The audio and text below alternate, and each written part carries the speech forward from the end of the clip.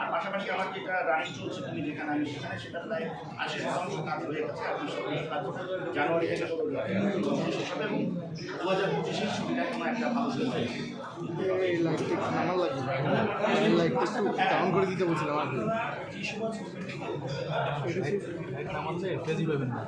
লাইটটা যদি একটু ডাউন করে দিতেন তাহলে আমার জন্য সুবিধা। ক্যামেরাটা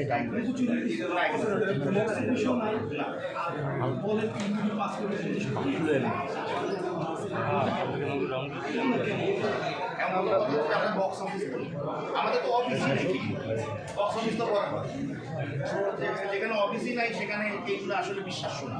তবে অচিরেই একটা স্বচ্ছতার জায়গা আশা করি। বক্স অফিস বলে যে একটা বিষয় আছে পুরো বিশ্বে, আমরা সিনেপ্লেক্স করেছি কিন্তু আমরা বিশ্বের সাথে তাল মিলিয়ে সিনেপ্লেক্স আছে আরও কিছু, কিন্তু এটার পাশাপাশি বক্স অফিসটাও কিন্তু প্রয়োজন।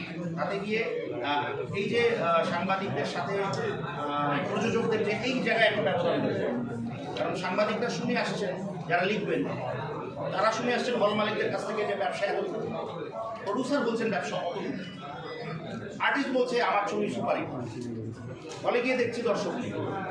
এই যে বিষয়গুলো এগুলো একটা স্বচ্ছতা রাখা উচিত আমার কাছে মনে হয়। যেমন প্রত্যেকটা জিনিস যে ওটিভিতে এত টাকা বিক্রি হয়েছে বা এত থেকে এত ইংরেজি বিক্রি হয়েছে বিক্রি হয়, আর হল থেকে হল প্রাপ্ত অর্থের পরিমাণ এত, এই জিনিসগুলো আসলে